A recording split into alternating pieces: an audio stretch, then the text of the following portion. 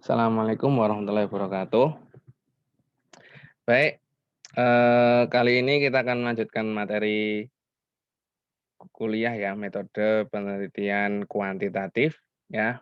Kemarin kita sudah bahas tentang metode survei ya, metode penelitian survei, selanjutnya metode penelitian eksperimen.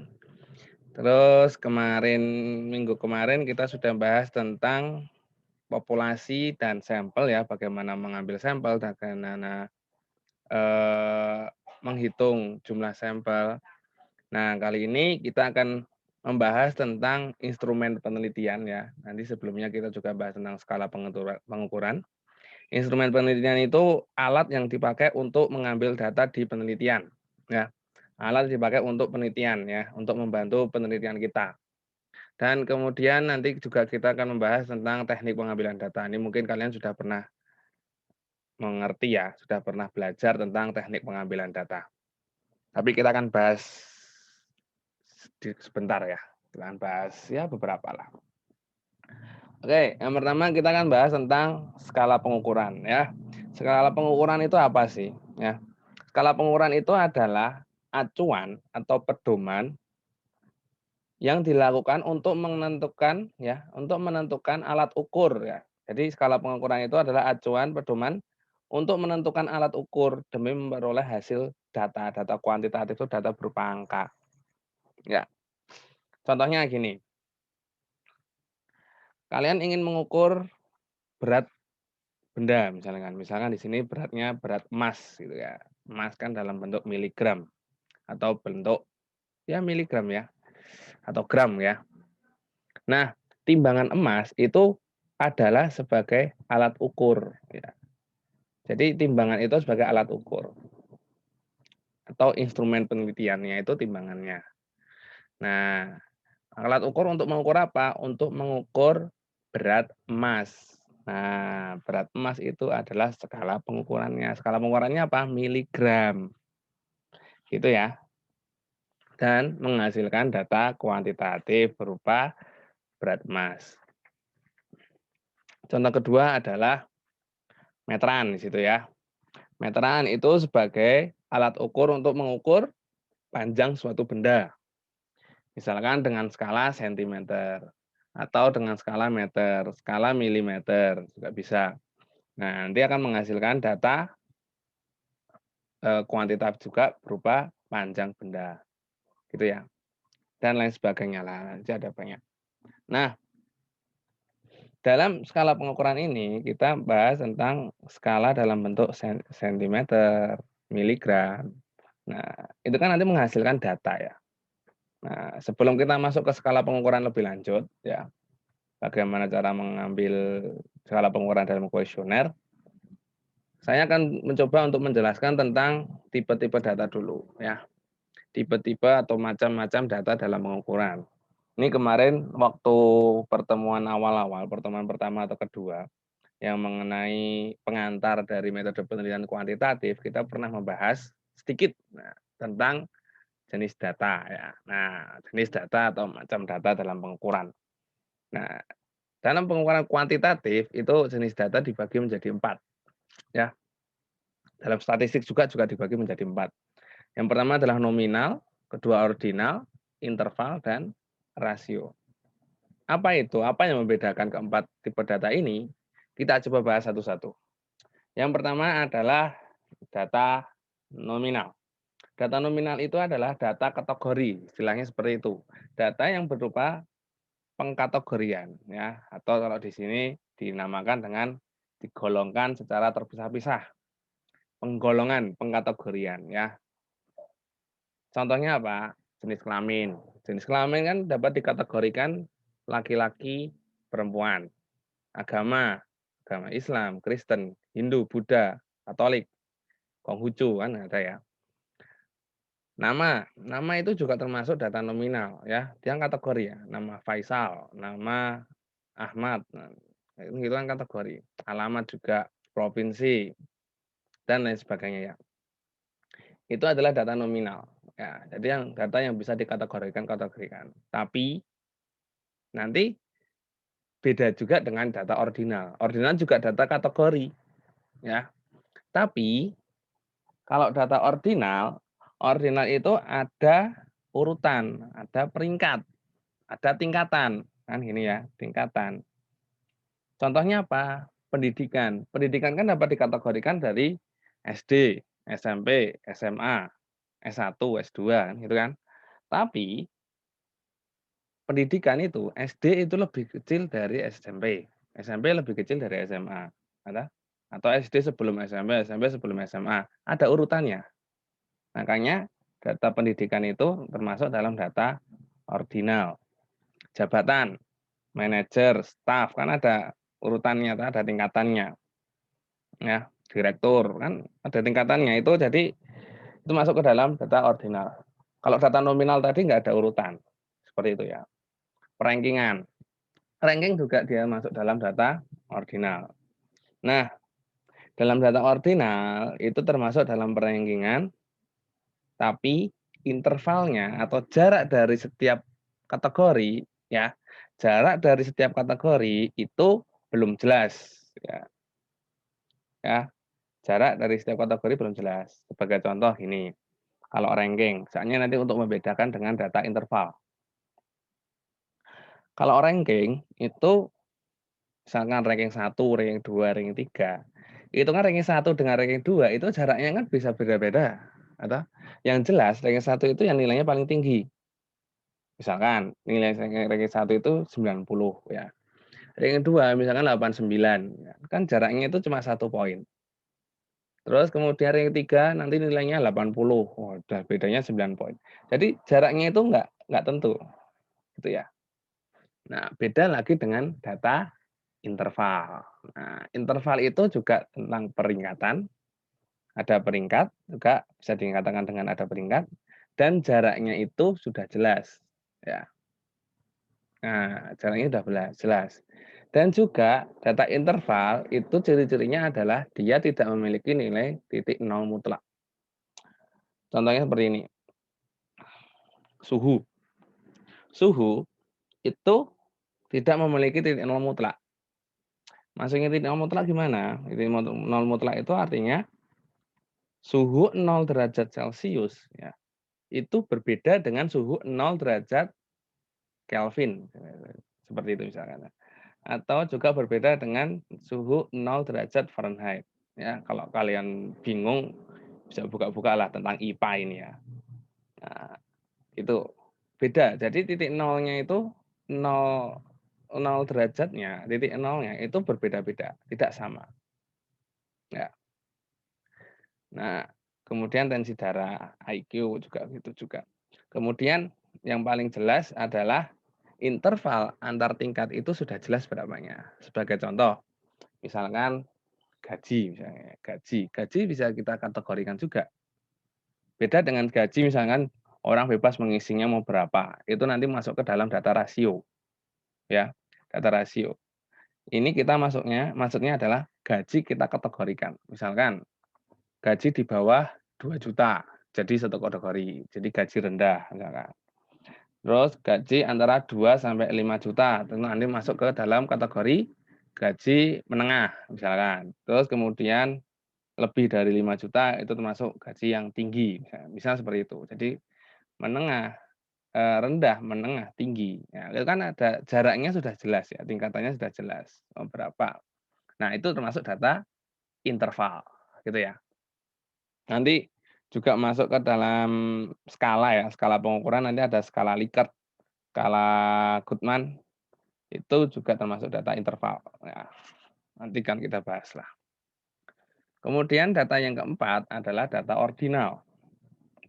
Data ordinal itu apa?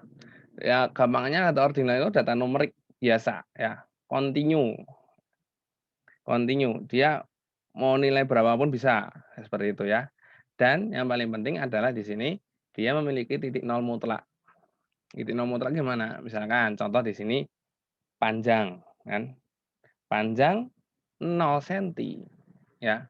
Kan panjang kan pengukurannya ada banyak ya, ada senti, kaki kan, ada kaki, ada hasta, banyaklah pengukuran panjang. Yang jelas adalah 0 sentimeter itu sama dengan 0 kaki. Ya ya, atau sama dengan 0 hasta. 0 kilometer, ya. Kemudian misalkan berat 0 kilogram itu sama dengan 0 on atau 0 apa ya, ya kilogram, 0 gram, kan gitu ya. Kemudian volume 0 liter, nah itu sama dengan 0 nggak ada isinya kan istilahnya seperti itu. 0 drum misalkan 1 drum. Kalau minyak ya 0 barel kan gitu kan. 0 liter itu sama 0 barel kan, sama-sama nggak ada isinya. Sama, seperti itu ya. Oh ini salah nih ya, ini tulisannya bukan data ordinal, ini harusnya data, eee, ini harusnya data rasio. Sorry, ini ada kesalahan. Ya, ini rasio ya, kalau ordinal kan yang tadi. Ini adalah, data pengukuran ya, macam-macam dari data pengukuran. Nah, selanjutnya kita bahas tentang masuk ke instrumen, instrumen penelitian. Instrumen penelitian itu adalah alat. Alat kalau kita membahas tentang metode penelitian kuantitatif, terutama dalam bidang sosial, maka alat-alat yang ada itu kan misalkan yang paling gampang kuesioner ya, itu adalah salah satu instrumen penelitian. Nah, isinya apa sih? Nah, isinya apa? Nah, isinya adalah nih dalam skala penelitiannya ini. Macam-macamnya apa? Bisa kita masukkan nih nanti, misal kita membuat kuesioner, jenis-jenisnya seperti apa. Yang pertama adalah skala penelitian yaitu skala Likert. Nah, skala Likert. Skala Likert itu apa? Skala Likert itu adalah skala yang digunakan untuk mengukur sikap, misalkan pendapat, persepsi seseorang, ya, ataupun nanti yang kalau kita misal membahas tentang kelompok, berarti sekelompok tentang fenomena-fenomena dari sosial. Seperti itu. Jawabannya, jadi kan nanti kan kita mau buat pilihan jawaban ya dalam kuesioner misalkan. Jawaban yang ada untuk skala Likert itu adalah jawaban bentuknya gradasi. Mungkin kalian sudah sering melihat ya skala Likert dari kuesioner-kuesioner atau form atau lembar evaluasi juga bisa. Itu kan mungkin kalian baru ngerti, oh ini namanya skala Likert gitu ya.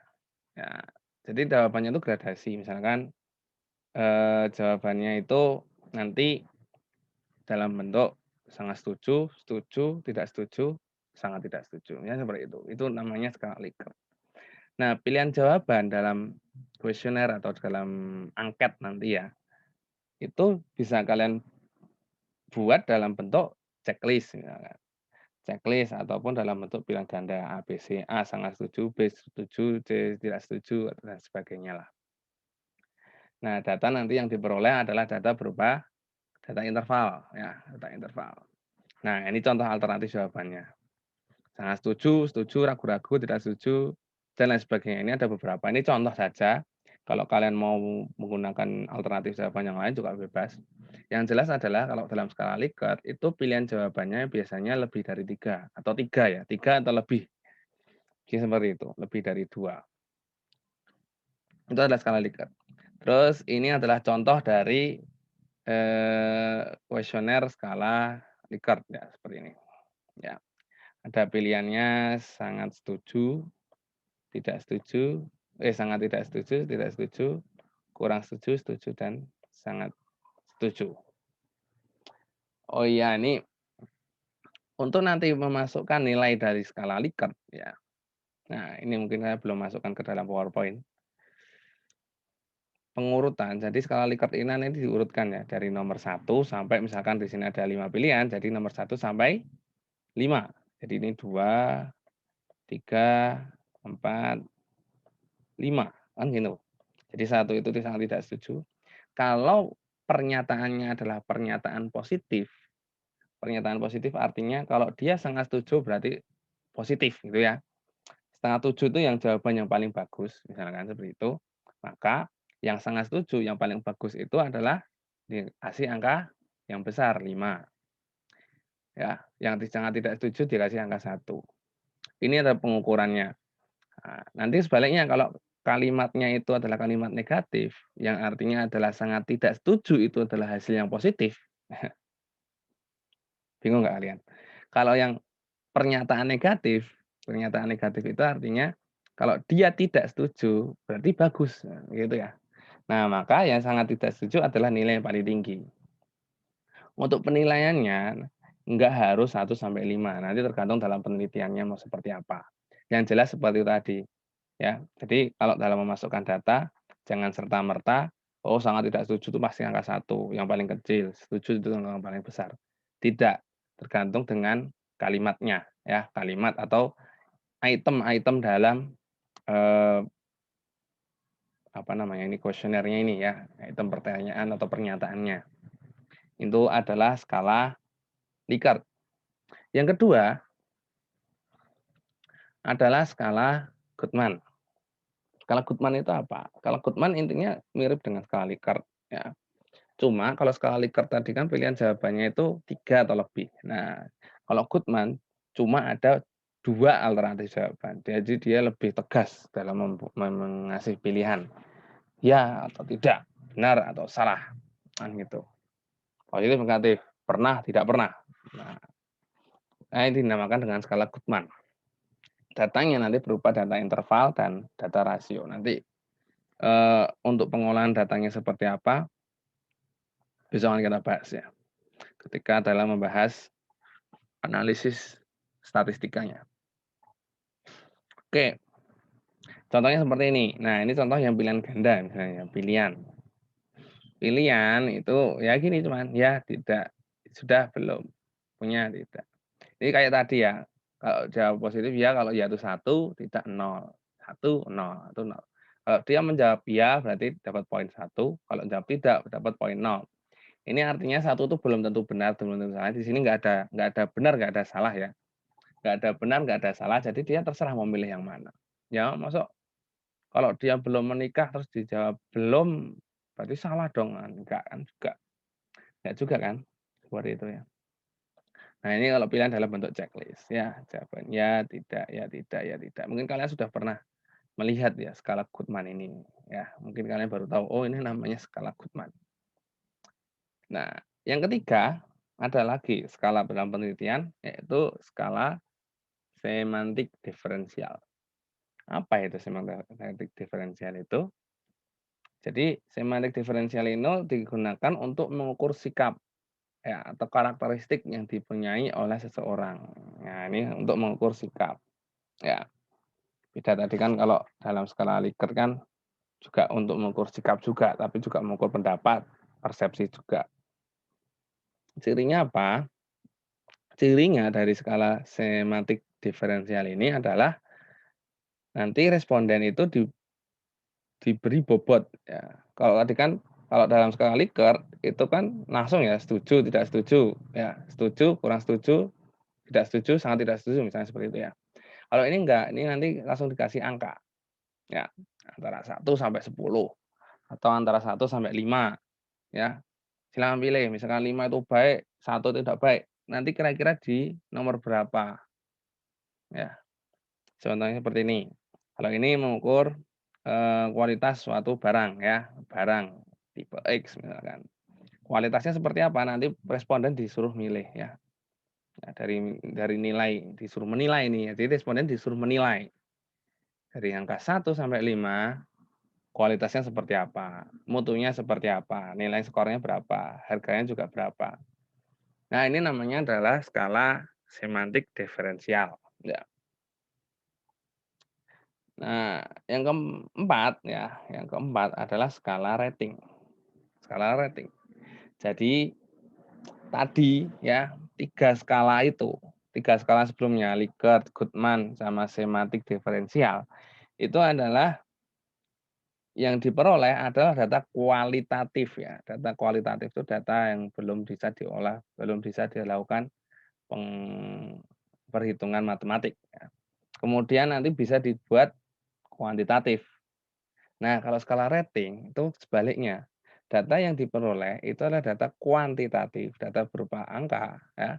Kemudian nanti bisa ditafsirkan dalam pengertian kualitatif. Kalau kalian bingung, contohnya seperti ini. Ini mungkin mirip ya, mirip dengan data semantik diferensial ya. Jadi eee, orang dikasih interval jawaban. Kalau tadi kan jelas ya, mana yang baik, mana yang tidak baik. Kalau sekarang dikasih pertanyaan, pernyataan ya, terus kemudian langsung dikasih interval, dia disuruh milih angka 2 atau angka 3 ya. Sehingga dari sini, eee, responden yang memilih angka yang sama, misalkan ada 2 responden sama-sama milih angka 2 misalkan, bisa jadi penafsiran dari responden itu juga berbeda. Duanya responden A sama duanya responden B itu bisa berbeda. Nah, itu ya dalam skala rating. Untuk pengolahannya nanti akan kita bahas minggu depan ya. Kita coba mengerti dulu lah, oh ini ternyata ada skala-skala dalam penelitian, kan gitu ya. Skala dalam penelitian terutama nanti kita dalam membuat kuesioner atau angket. Oke, sekarang kita masuk ke dalam, oh belum, masih skala ya. Masih skala atau instrumen untuk mengambil data. Kalau tadi kan datanya masih data interval, rasio ya, interval rasio. Nah, sekarang bagaimana sih kalau kita mau mengambil data nominal sama ordinal ya, tadi kan kita udah tahu ya data itu ada 4 ya, nominal, ordinal, rasio, nominal, ordinal, interval, rasio. Yang pertama, misalnya kita mau mengambil data nominal, ya gampang aja, tinggal kalau data nominal kan tadi kan kategori ya, bentuk rupa kategori, ya udah dimasukkan aja, jumlah pegawainya ada berapa, itu kan data data nominal. Misalnya ada 10 pegawai, pegawai kan termasuk kategori ya? Termasuk kategori, iya termasuk kategori, termasuk data nominal. Kemudian misalkan jumlah komputer, komputer itu kan data nominal, ya, komputer, laptop, kan itu data nominal, ya, kategorian ya, seperti itu. Atau di rumah ada berapa orang, anggota keluarga ada berapakah jumlah anggota keluarga di dalam satu rumah, kan seperti itu. Atau jumlah anggota keluarga dalam keluarga kartu kartu keluarga tadi KK. Nah, itu adalah, contoh dari nanti menjaring data nominal. Yang kedua adalah, untuk menjaring data ordinal ya. Ordinal itu kan tadi berupa ranking ya, studi ranking. Misalkan nih, misalkan saya mau membuat perankingan terhadap pegawai ya, belah ranking terhadap 10 pegawai berikut.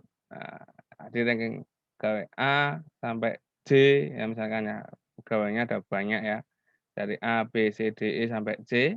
Nah, nanti di ranking mana ranking 1, mana ranking 2, mana ranking 3, mana ranking 4, sampai ranking 10. Nah, ini adalah data ordinal. Jadi intinya adalah perankingan. Ini bukan bukan terus harus orang ya, bisa jadi barang ya. Misalkan ada 5 barang, silakan menurut kalian mana yang kalian suka ya, dari barang prioritas, barang A, B, C, D, E, misalkan seperti itu. Oh, nomor 1 saya milih barang C, nomor 2 A, misalkan nomor 3 E, D, B gitu, misalkan seperti itu. Nah, ini di-ranking. Nah, itu adalah data ordinal. Nah, sekarang kita masuk ke dalam instrumen penelitian, ya. Tadi kita sudah bahas tentang skala, ya, skala apa aja yang, ada di dalam instrumen penelitian. Nah, sekarang kita bahas tentang instrumen penelitian. Nah, instrumen penelitian itu apa sih? Tadi kan sudah saya bahas sedikit ya. Instrumen penelitian itu adalah alat ukur yang dilakukan untuk penelitian, ya. Jadi kalau lebih jelasnya adalah instrumen penelitian itu ya alat yang digunakan dalam mengambil data di penelitian. Nah, itu adalah instrumen penelitian. Jadi, alatnya itu ya harus baik kan gitu ya. Instrumen instrumen penelitian itu harus baik. Contohnya seperti ini, kalau kita mau mengukur suhu, ya instrumen penelitiannya apa? Ya termometer. Kalau kita ingin mengukur panjang, ya instrumennya apa? Meteran. Kayak tadi, kalau kita ingin mengukur berat, ya instrumennya apa? Timbangan, ya. Jadi instrumen itu mengikuti penelitian apa yang akan kita lakukan, gitu ya. Penelitian apa yang akan kita lakukan, itu instrumennya. Nah, kalau kita dalam instrumen, sains ya atau alam itu sudah banyak contoh-contoh yang sudah ada ya untuk mengukur fenomena alam ya, terutama di suhu, termometer ini kan sudah banyak ya, beli di luar juga ada, meteran, garisan, kan udah ada ya. Tapi kan kalau untuk dalam fenomena sosial ya, terutama kalau kita orang sosial ya, nah itu susah ditemukan. Nah, misalkan kalau kita ingin mengukur apa ya sosial itu ya, ya kalau ya intinya yang sosial lah ya, kepemimpinan misalkan ya, itu kan susah nanti ya untuk membuat menemukan instrumennya ya, alat-alat yang untuk mengukur itu. Atau kalau kita ingin mengukur tingkat, apa namanya,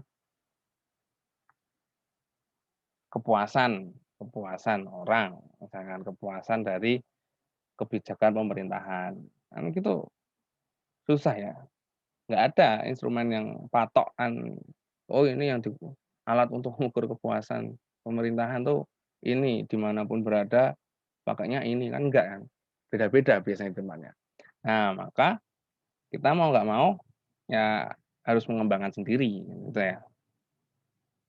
Nah, kemudian instrumen penelitian itu tergantung dari jumlah variabel penelitian. Ya, kalau variabelnya semakin banyak, kan instrumen itu kan alat untuk mengukur ya, dalam penelitian. Nah, kalau variabelnya banyak, berarti kan yang diukur juga banyak. Karena yang diukur juga banyak, maka instrumennya juga otomatis semakin banyak. Kan seperti itu. Nah, bentuk instrumen yang dipilih nanti kan kalau terutama kan kita bahas yang sosial ya.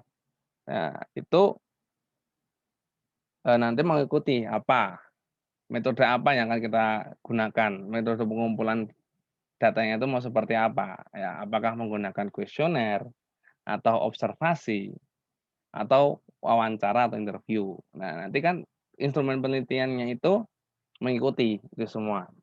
Nanti kan kita bahas ya angket, observasi, wawancara itu nanti, seperti itu ya. Kemudian instrumen itu nanti perlu diuji. Jadi sebelum kita ngambil data ya, sebelum kita menyebarkan instrumen atau kuesioner yang kita, buat ya, kuesioner yang kita buat sebelum kita, apa namanya, sebarkan, kita buat ngambil data, perlu diuji dulu, alat yang kita buat itu baik apa enggak, bisa mengukur apa yang kita teliti apa enggak. Maka perlu diuji dulu validitas dan reliabilitas ya dari instrumen itu, ya dari alat itu. Kalau misalkan termometer mistar itu sudah jelas dia sudah valid sama reliabilitas. Kalau alatnya itu asli dan tidak rusak. Nah, itu ya. Selama alatnya itu tidak asli dan tidak rusak misalkan, maka dia sudah teruji bahwa alatnya itu adalah valid dan reliable. Nah, tapi kita masalahnya adalah kalau dalam sosial,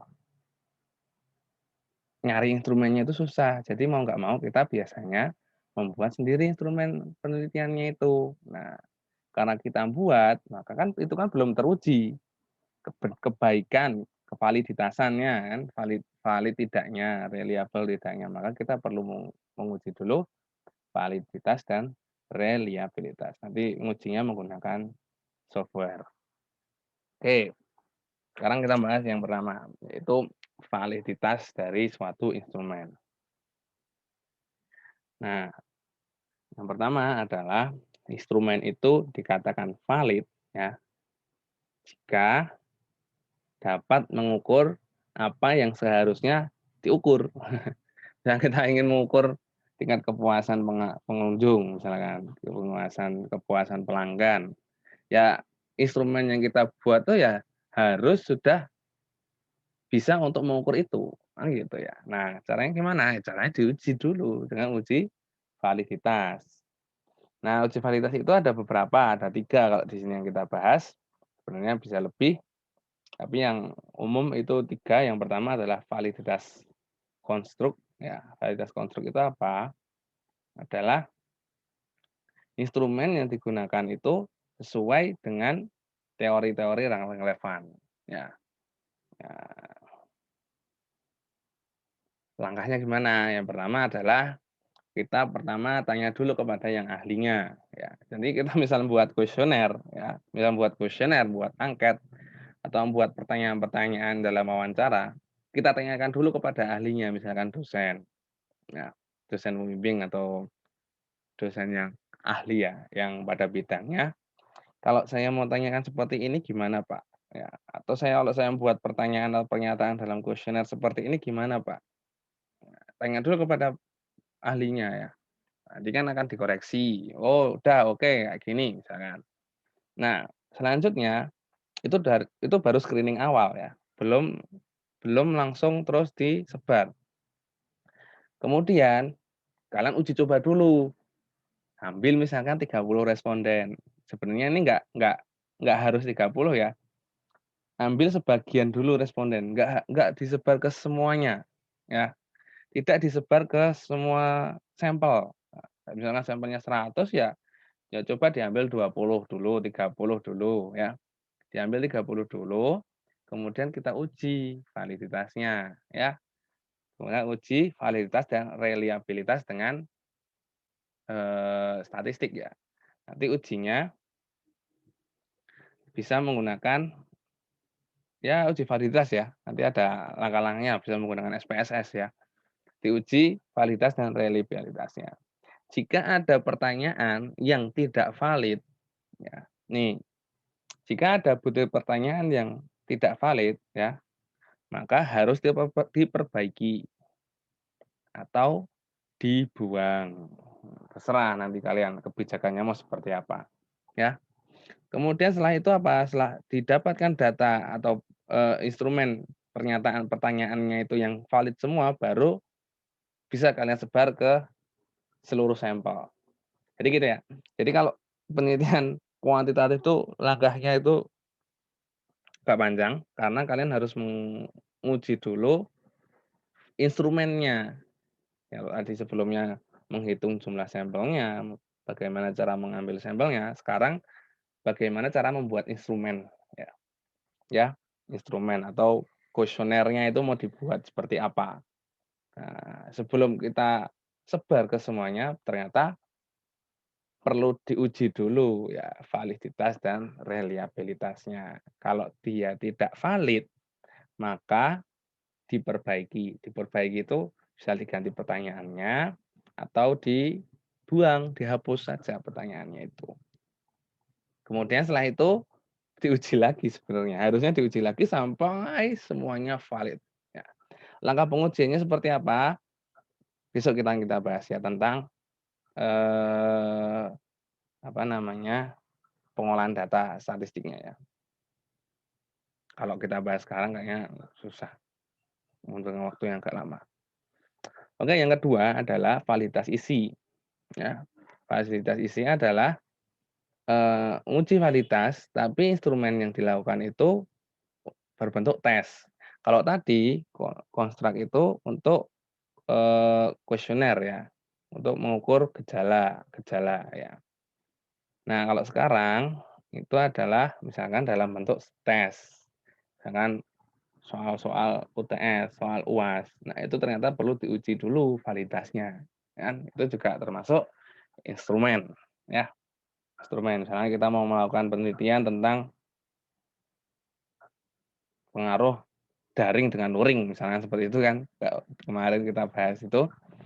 Maka soal-soal dalam UTS atau soal tugas itu juga ternyata perlu diuji validitasnya dulu, ya. Langkahnya gimana? Ya langkahnya tetap sama dengan yang tadi ya, validitas konstruk. Ya. Cuma kalau tadi itu dibandingkan ditanyakan dengan yang ahli, kalau ini instrumennya itu dibandingkan dengan rancangan yang ditetapkan sebelumnya. Jadi kan kalau misal dalam tes itu kan sebelumnya sampel atau respondennya itu kan dikasih pengarahan dulu. Isi tesnya dengan isi pengarahannya itu harus sinkron. Nanti dibandingkan, itu namanya validitas isi.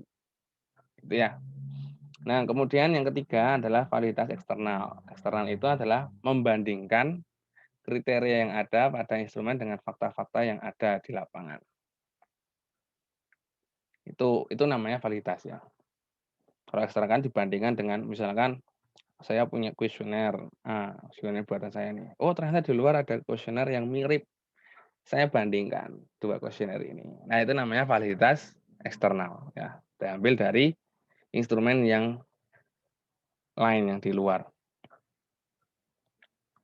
Kemudian yang selanjutnya adalah reliabilitas instrumen. Reliabilitas itu apa? Ya, kalau dulu data yang reliable itu data yang misal diambil dalam waktu berbeda itu akan menghasilkan data yang sama. Instrumen yang reliable itu juga sama, menunjukkan hasil data yang sama di waktu yang berbeda, konsisten, seperti itu ya. Nah, pengujiannya dapat dilakukan dengan dua cara. Kalau tadi kan, kalau validitas kan ada beberapa jenis ya. Kalau reliabilitas, pengujiannya itu dapat dilakukan dengan cara yang pertama dengan cara eksternal, yang kedua dengan cara internal. Apa itu? Eksternal bisa dilakukan, nih ada beberapa pilihan yang eksternal. Eksternal yaitu dengan cara yang pertama adalah tes retest. Tes retest itu apa? Tes retest itu kita mencoba instrumen ini, kita bagikan ke responden yang sama dengan instrumen yang sama tapi di waktu yang berbeda. Ya. Misalkan saya ngasih buat kuesioner nih, kuesioner. Ya, kuesioner saya bagikan ke 20 orang. Hari ini kita bagikan dengan 20 orang. Nah, kemudian misalkan minggu depan saya kasihkan ke 20 orang juga yang sama. Dengan kuesioner yang sama, saya kasihkan ke 20 orang yang sama. Apakah menghasilkan jawaban yang sama atau berbeda? Kan gitu ya. Nah, itu adalah pengujian tes retest. Jadi diuji lagi ya ke orang yang sama, instrumennya sama tapi di waktu yang berbeda. Itu yang pertama. Yang kedua adalah ekuivalen. Ekuivalen itu adalah kalian membuat dua kuesioner, ya, membuat dua kuesioner. Intinya adalah pertanyaannya sama atau pernyataannya itu intinya sama. Maksudnya itu sama tapi dengan bahasa yang berbeda. Ya, bahasa yang berbeda. Intinya sama, maksudnya itu sama dengan bahasa yang berbeda. Atau kalau kalian tidak mau menggunakan dua kuesioner ya dibuat satu kuesioner tapi itemnya tuh dibuat dua item ya, dua item terus kemudian diacak. Ininya seperti itu ya. Kalau biar nggak membutuhkan buat kuesioner banyak-banyak, ya dibuat dua dua item pertanyaan ya. Nanti dengan bahasa yang berbeda. Apakah menghasilkan jawaban yang sama atau tidak? Nah, itu adalah ekuivalen. Atau kalian bisa menggabungkan keduanya, yaitu dengan dua item pertanyaan yang maksudnya sama tapi bahasanya beda, kemudian koresponden yang sama dilakukan pengujian di waktu yang berbeda, di waktu yang kedua, di waktu yang minggu depan, misalkan atau bulan depan, menghasilkan hasil yang sama. Itu adalah pengujian reliabilitas untuk yang eksternal ya. Yang kedua adalah untuk yang internal ya, internal konsistensi. Nah, ini menggunakan analisis statistik. Ya, ya, termasuk tadi untuk validitas juga menggunakan analisis statistik juga ujung-ujungnya. Ini juga sama, internal konsistensi ini menggunakan analisis statistik. Pilihannya ada banyak, ya. Analisisnya itu ada banyak. Ada Spearman Brown, ada Flanagan, ada Rulon, ada KR21, ada Hoyt, ada Cronspeth Alpha, dan lain sebagainya. Ya. Nanti kan kita bahas, nanti kan saya ajari bagaimana cara melakukan pengujian instrumen ya, terutama pengujian validitas dan reliabilitas. Kalau dalam SPSS yang ada itu adalah Cronbridge Alpha ya. Cuma ini juga ada nih Spearman, Brown, tapi kan kita pilih salah satu aja lah ya, nggak usah banyak-banyak lah. Yang kita gunakan biasanya itu Consbet Alpha. Nanti kalau nilainya tinggi berarti dia reliable, kalau nilainya rendah berarti dia tidak reliable, gitu aja. Itu adalah, bagaimana kita menguji instrumen agar menjadi baik ya, instrumen yang valid dan reliable. Nah, kemudian sekarang adalah kita masuk ke teknik pengumpulan data, ya. Tadi kita bahas tentang instrumen-instrumen ya, bagaimana menyusun instrumen, instrumen itu seperti apa gitu kan. Walaupun kalian masih belum ada gambaran, kalau ini masih teori, ya yang penting kalian paham dulu lah ya, ngerti dulu lah. Oh ternyata instrumen itu harus seperti ini, seperti ini, seperti ini. Ya sekarang kita masuk ke teknik pengumpulan data. Nah teknik pengumpulan data mungkin kalian sudah paham ya, karena di metode penelitian yang umum itu ya emang seperti ini pengumpulan datanya itu ya. Ini juga sama. Yang pertama yaitu dengan cara wawancara ya. Jelas ini wawancara itu adalah penelitinya itu dialog atau ya ngobrol lah dengan responden ya. Ini biasanya dilakukan untuk metode penelitian yang kualitatif ya. Kualitatif biasanya dengan wawancara, interview, nah, seperti itu ya. Ya. Kemudian yang kedua, kalian bisa menggunakan kuesioner, membagi-bagi angket, pertanyaan-pertanyaan kepada responden. Nah, keunggulannya kuesioner dengan wawancara apa? Kalau wawancara itu yang mewawancarai harus penelitinya ya, atau orang yang paham dengan penelitian itu. Kalau kuesioner itu tidak harus penelitinya yang menyebarkan, bisa menyuruh orang, bisa menyuruh orang cuma bagi terus mereka suruh ngisi angketnya kok. Kan gitu ya kalau kuesioner ya. Nah, mungkin kalian udah paham lah kalau kuesioner ya. Kuesioner juga kalau sekarang di masa pandemi seperti ini eh, bisa menggunakan Google Form, kan gitu ya Google Form. Itu termasuk kuesioner ya, angket. Yang ketiga yaitu dengan observasi. Observasi itu apa? Observasi itu pengamatan terhadap objek penelitian kita ya. Pengamatan itu belum tentu dengan lisan ya, bisa juga kita bisa melihat ya. Eh, bisa melihat, merasakan ya, dirasakan ya dengan keadaan tertentu. Itu namanya observasi ya. Misalkan berkenaan dengan perilaku manusia ya, perilaku misalnya kita ikut ke meneliti tentang seseorang misalnya kesehariannya seperti apa, itu namanya observasi ya. Diobservasi, oh ternyata dia setiap pagi melakukan hal ini, siang ini, sore ini. Nah, itu kan penelitian juga dan lain sebagainya ya. Ini adalah teknik pengumpulan data. Kita bahas satu-satu. Yang pertama adalah interview atau wawancara ya. Nah, interview atau wawancara itu dibagi menjadi dua. Mungkin sudah paham saya sebelumnya ya. Yang pertama adalah wawancara terstruktur dan yang kedua adalah wawancara yang tidak terstruktur. Wawancara terstruktur apa? Wawancara struktur itu adalah wawancara yang penelitinya itu atau penanyanya itu udah tahu dia itu mau menanyakan tentang apa. Tentang apa. Pertanyaan-pertanyaan itu sudah jelas lah. Udah di-list pertanyaannya tuh mau nanti saya tanya ini, ini, sudah jelas bentuk pertanyaan itu seperti apa. Itu namanya wawancara terstruktur ya. Nah, kalau wawancara yang tidak struktur, ya wawancaranya bebas. Nanti ya udahlah, nanti mengalir aja lah. Saya tanya-tanya apa, nanti mengalir lah, misalnya seperti itu. Yang penting gambaran garis besarnya tuh saya mau mendapatkan tentang ini. Ya, pertanyaannya nanti mengalir. Itu adalah wawancara yang tidak struktur. Ya. Nah, kapan menggunakan yang terstruktur dengan yang tidak struktur tergantung kondisinya ya, tergantung kondisinya, tergantung juga dari penelitinya ya, kalian lebih suka yang mana. Seperti itu. Itu adalah wawancara. Mungkin kalian udah paham ya, udah banyak dibahas juga nih wawancara. Yang kedua adalah angket atau kuesioner. Nah, tadi kan udah jelas ya kalau kuesioner itu disebar ya, kita menyebar kuesioner ke responden-responden disuruh mengisi angket-angketnya. Nah, yang saya bahas, yang saya tekankan di sini, bagaimana sih cara menulisan angket? Prinsip-prinsipnya itu seperti apa? Yang pertama adalah isi dan tujuannya itu harus jelas, ya. Harus sesuai dengan skala pengukuran atau variabel yang diteliti, ya.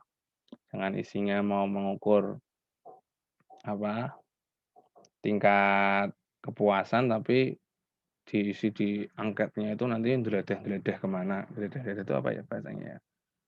Deledeh-deledeh itu ya ngalor ngidul apa ya bahasa Indonesianya ya? Kemana-mana lah ya istilahnya kemana-mana lah. Tidak sesuai dengan tujuannya, isi dan tujuan penelitiannya. Yang kedua adalah bahasa yang digunakan itu harus sesuai dengan kemampuan responden. Jangan sampai nanti kalian membuat kuesioner di Jogja pakai bahasa Rusia, nggak cocok. Nah, nanti respondennya nggak jadi ngisi malah tanya-tanya arti ya, malah jadi pusing semua ya. Seperti itu prinsipnya.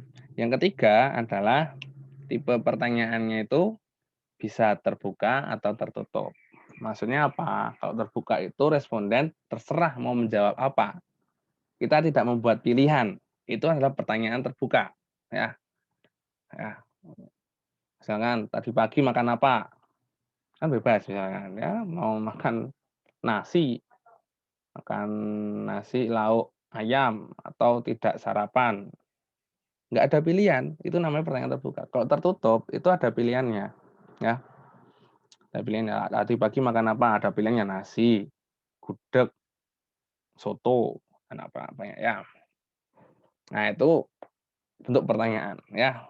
Nanti kalau yang tertutup itu responden disuruh milih jawaban. Kalau terbuka, mereka suruh jawab aja. Seperti itu. Kemudian yang keempat adalah pertanyaannya itu tidak mendua. Wah, bahasanya mendua itu artinya satu pertanyaan atau satu pernyataan itu untuk dua jawaban. Kalau bisa satu pertanyaan itu untuk satu jawaban, itu artinya mendua ya maksudnya ya. Misalkan kalau kalian mau tanya ya, bagaimana pendapat Anda tentang kualitas dan harga barang? Kan dua itu ya, kualitas sama harga. Nah, harusnya kalian dalam bentuk dua pertanyaan atau bagaimana kualitas barang tersebut, misalkan. Atau yang kedua, bagaimana harga barang tersebut. Nanti kan jawabannya bisa semakin banyak ya daripada pertanyaan yang mendua seperti itu. Ya, bahasanya mendua ya. Ya udahlah, bahasa mendua ya udah seperti itu. Intinya seperti itu. Yang selanjutnya adalah kalian tidak menuliskan pertanyaan atau pernyataan yang responden itu kemungkinan sudah lupa. Ya, oh bagaimana 30 tahun lalu Anda seperti ini. Ya, tergantung penelitiannya juga ya. Kalau kalian mau meneliti tentang yang masa lalu ya nggak apa-apa. Cuma kalau meneliti untuk saat ini ya yang bisa ya kalau bisa ya respondennya itu jangan menanyakan untuk responden yang mereka sudah lupa. Nah, gitu ya. Kemudian pertanyaannya itu kalau bisa tidak menggiring ke suatu opini kan gitu kan. Kan udah paham lah ya, orang sosial mah sudah tahu ya. Pertanyaannya tidak menggiring ya.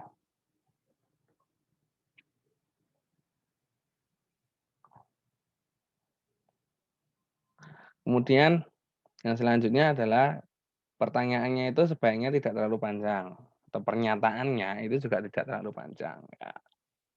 Langsung aja lah to the point gitu ya. Itu selanjutnya adalah urutannya itu ya. Nah, ini tentang urutan itu dari umum ke spesifik. Dari mudah ke sulit atau kalian acak.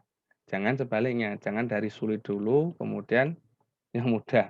Nanti respondennya pusing, udah pusing, nanti ujung-ujungnya di pertanyaan terakhir-terakhir mereka malah menjadi asal jawab.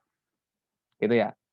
Jadi gampang dulu pertanyaan-pertanyaan yang gampang, baru yang spesifik. Nah, gitu ya.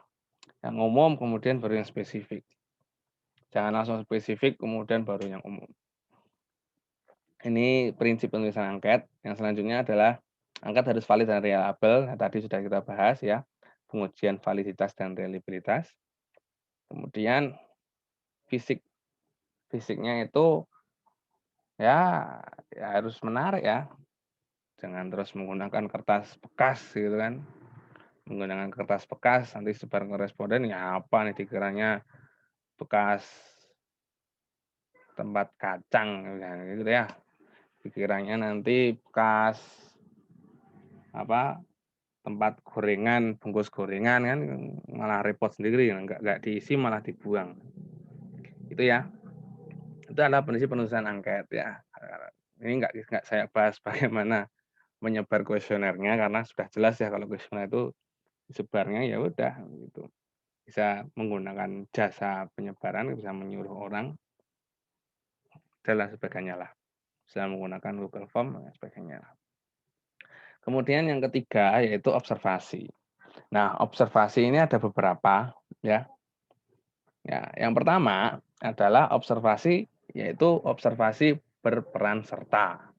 Ini kalian mungkin sudah paham ya, di metode penelitian kualitatif itu juga biasanya ada. Di sini peneliti itu terlibat dalam kegiatan sehari-hari. Dia mengikuti apa yang dilakukan oleh objek dari penelitian itu atau sumber datanya diikuti aja. Itu adalah observasi peran serta. Kalian ikut masuk ke dalamnya. Nah, ini masuk ikut dalamnya. Nah, ini sebaliknya ada yang namanya observasi non partisipan. Kalau tadi itu adalah peneliti itu mengikuti ya, mengikuti kegiatan sehari-hari atau mengikuti objek penelitiannya. Nah, kalau yang non partisipan dia tidak terlibat langsung. Dia mengikuti hanya mengamati saja. Ya, mengamati saja. Apa yang dilakukan sih? Nah, tidak ikut nimbrung ke sana, nah, gitu ya. Nah, dia hanya mengikuti saja, melihat-lihat saja. Itu adalah observasi non partisipan. Yang ketiga adalah observasi terstruktur ya atau dirancang sistematis, biasanya ini untuk sains ya. Nah, di mana tempat, alatnya itu kita tentukan ya, biasanya kita tentukan. Nah, makanya menggunakan instrumennya itu harus yang valid dan reliable ya untuk mendapatkan hasil yang kita inginkan. Kemudian yang keempat adalah observasi yang tidak terstruktur ya. Yaitu observasi yang tidak dipersiapkan secara matang ya, secara sistematis. Ya nanti ngikutin aja lah, ngalir-ngalir aja lah ya. Gitu kan. Itu juga ada juga seperti itu. Mana yang bagus itu tergantung penelitiannya seperti apa ya. Ini kita nggak bahas mana yang positif, mana yang negatif ya. Oke, itu adalah teknik pengumpulan datanya. Sudah selesai. Materi kita sudah sampai sini. Nanti kalau misal ada pertanyaan atau ada hal-hal yang masih bingung, ya mau kalian tanyakan, bisa ditanyakan di grup WA atau di japri ke WA saya ya. WA saja ya, jangan di grup langsung tanyanya. Nah, untuk presensinya ini seperti biasa menggunakan linknya ini ya, absensi metopen kuantitatif. Ya, nanti ada beberapa pertanyaan di situ terkait materi pada hari ini dan nanti ada pertanyaan-pertanyaan tentang eh, kalian ya, misalkan nomor HP, apakah punya laptop atau tidak. Karena ini nanti mempengaruhi untuk materi selanjutnya, karena materi selanjutnya adalah teknik analisis data statistik. Ya, kalau kalian di sini saya langsung saja ya, nggak menjelaskan teorinya ya. Mungkin teorinya cuma sedikit ya. Nanti saya lebih condong ke praktek. Ya, prakteknya itu menggunakan software ya. Softwarenya itu yang saya gunakan adalah software SPSS nantinya. Nah, makanya di dalam absensi ini nanti saya akan tanyakan apakah punya laptop? Nah, seperti itu ya. Apakah punya software SPSS? Nah, nanti silakan dijawab dengan sejujur-jujurnya. Kalau tidak punya laptop ya ngomong aja tidak punya gitu ya. Nah, nanti kan saya petakan berdasarkan itu gitu ya. Oke, itu untuk presensi. Terima kasih ya. Materinya sudah selesai untuk hari ini. Untuk besok UTS akan kita bahas nanti ya di WA. Untuk UTS-nya nanti kan bahas di WA. Oke, mungkin cukup sekian dari saya. Terima kasih banyak. Kurang lebihnya mohon maaf. Wassalamualaikum warahmatullahi wabarakatuh.